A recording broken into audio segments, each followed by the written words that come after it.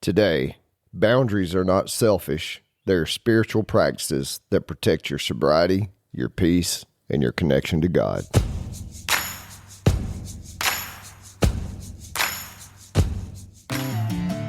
Welcome to Sacred Grip, a podcast equipping men to conquer addiction and overcome inner struggles through physical, mental, and spiritual disciplines so you can become a man of honor and integrity. I'm Jason.Lyle. Now let's get to work. This episode is brought to you by Chuck Swinson.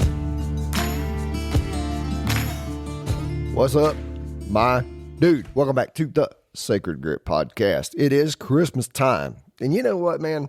There are so many times during Christmas that you are put in situations, especially if you struggle with substances or alcohol. But also, man, it's not just substances and alcohol. I mean, it's also love addiction, sex addiction, porn addiction.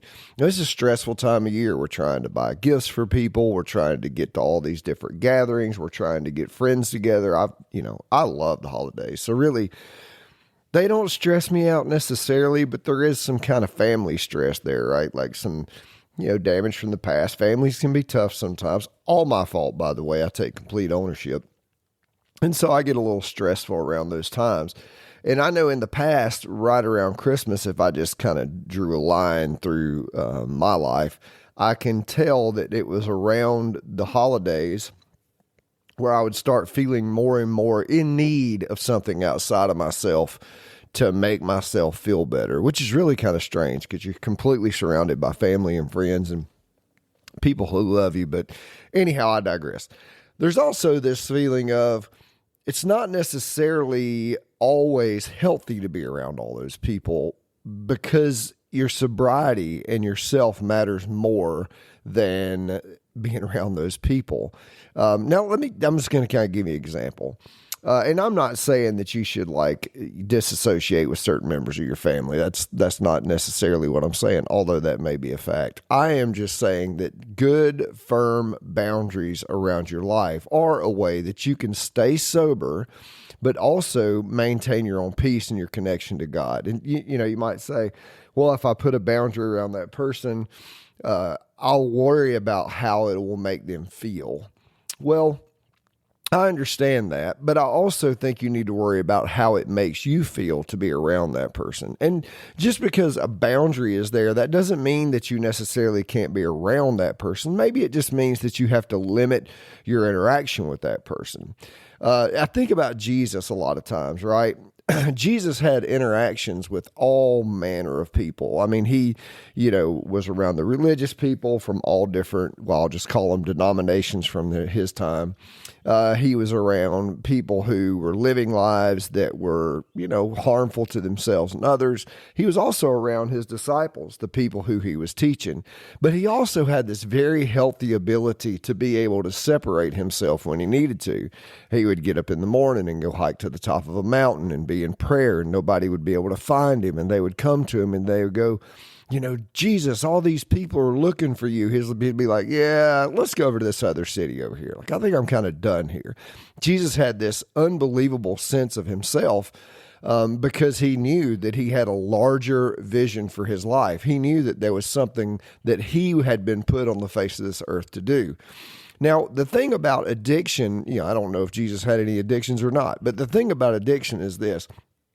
Sometimes addiction comes from losing your sight of what really matters, right? Taking your eyes off of what really matters. And for most of us, what really matters in our lives is, first of all, is to just be happy.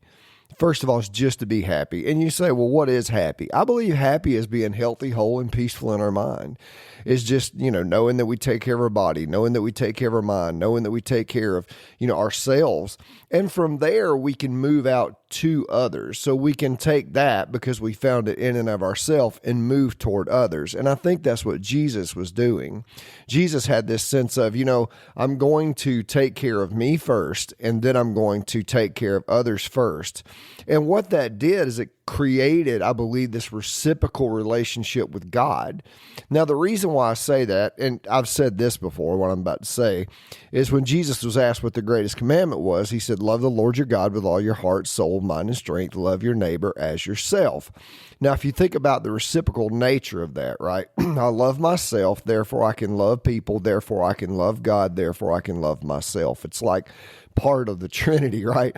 Father, Son, Holy Spirit. So if we think about that dynamic at work right here around the holidays, here's what I want you to think about. Solid boundaries around your time where you take care of yourself, mind, body, and soul. So that means you're still getting up in the morning and doing your practices. That means that if you struggle with certain kind of foods, you're making sure that you're not eating those. You're not letting yourself slip into any sort of behavioral patterns.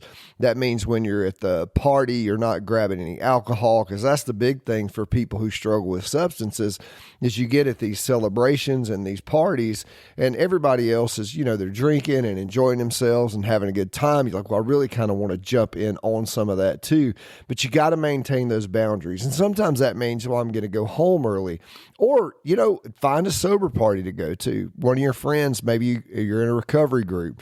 But the thing about that is make sure that you're taking care of yourself first. And I've said this before as well, but you get on the airplane and the oxygen, they say in the case of an emergency, the oxygen mask is going to drop down from above.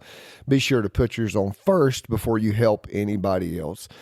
That is because if you are not okay, you cannot help anyone else be okay. And that distracts your relationship to God, because God lives in you, my friend, not somewhere else in an imaginary place.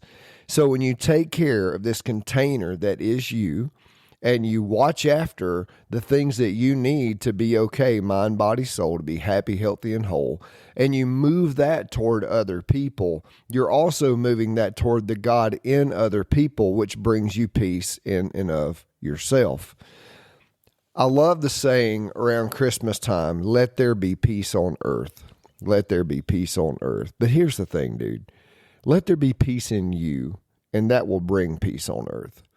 Let there be comfort in you. Let there be health in you. Let there be solid decisions about your life in you. And if you can do that, if you can just love you first, and that requires these hard boundaries sometimes, you will see the biggest difference in your life, because boundaries are spiritual practices.